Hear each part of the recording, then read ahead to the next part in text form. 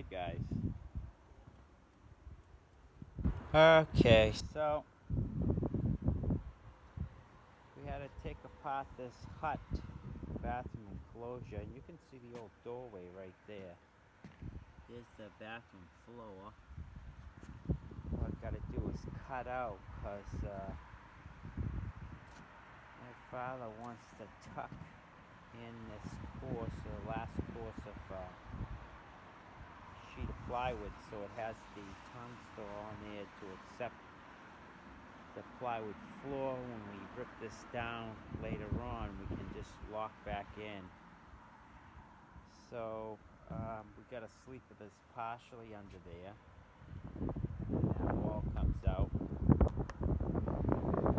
We'll have plywood on this side. It'll be ready to accept plywood on that side. And then we just got to send some sleepers underneath. But we got to do some ripping out of some of the old floor, get it out of the way, and some of the old studs, get it out of the way, so we could slide the sleeper in, and then partially that floor goes in about a foot. So we put this strut nailer to carry each stud in the wall to hold this little roof up so nothing settles on us. And we can adjust these legs in and out. When we do our plywood, we can adjust them in and out so we can catch the new sheet and support back on the new sheet. Then when the sleeper goes under and the floor goes under, it re-supports this temporary structure. Anyways, you're probably wondering why there's all these little squares up front here. Maybe I can go down and describe it under there where it's a little bit quieter. So that's all glued and screwed down really good. And you notice these parallel runs follow the edge of the building, and that's to catch the sheets. There's two sheets go here. 4x8 sheet goes here, and then another one goes here and catches these. And I'll try to explain it down there for you. Let me just get down. We got the staging down here. You can see we put blocking on all the bridging too. We don't want to miss out on any strength that we could gain by putting a couple pieces of blocking. So we put them on there so we have strength. So what happens out here? So basically, this structure has 3 walls. It's got a back wall and 2 sides, because the front wall is basically not there. It's just open. It's cut out, and there's no lateral strength or shear strength with the plywood. There is in the columns. The columns have lateral strength, but typically the floors add the lateral strength to the structure. I could show you quick. So imagine just 4 walls with no floors. And I got this over here. I can show you with this right here. So you got a box. You got an open box. There's no floors in it. It's just 4 walls. So here's your 4 walls. No floors. So wind comes along and hits the house on a corner condition.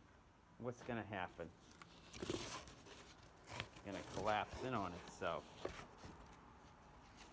Even though the corners have plywood and stuff, and they're locked in somewhat at the corners, but in an extreme condition where there's a hurricane pushing on it, or an earthquake, seismic waves shaking the ground, it's gonna flex in that direction. So, but now when you add your floor in there,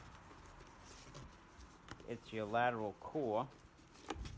and that's what gives the box strength. So now when something pushes on it, it's hard for me to do this all at once. The floor is giving strength to the box. So basically, since we don't have a wall here, the floor becomes the strength in the shear and lateral direction. So that's why it's all gridded off in these 1x1 square grids. Basically, we had sleepers there anyways, but my dad wanted to run these parallel bands to catch that direction. So when a seismic load hits it or a wind load hits it and the house tries to start going like this, you can see that floor is going to lock it all in. So when it tries to do that, the floor plane locks it in, and that helps the plywood, which does it anyways to a certain extent. But this is tripled the strength of the plywood basically, because you're getting all that extra glue area, 3.5 inches of glue and screw area that you never had before. Especially this way, you never had them on the seams, and now it's all locked in. So when the earthquake or hurricane hits and it starts to try to rock the house back and forth, this floor plane does the job that wall typically would have done, because there's no shear in that wall other than the columns. The columns are doing the stopping the shear also. To a certain degree, they're supposed to move slightly, so, but in an extreme condition, they could turn to a point where it's just overwhelming. That's when the floor comes in. That's why there's that solid moment frame up there to help that front wall and make the box strong. Okay, guys, we're gonna keep going on this, and all our clips are in. We're ready for plywood after we put these last sleepers in that tie into this temporary bathroom. So just keep going at that and get that ready, and then tomorrow we can start laying down some sheets of plywood. That's gonna be nice, because then we can just get up here and start building our second floor walls. And you noticed on this detail that this plywood sticks up a good 6 inches. It's to catch the second floor walls. So the assembly of the wall below and the floor frame core here carries and catches the assembly of the second floor walls with that plywood sticking up like that. That's really important, actually.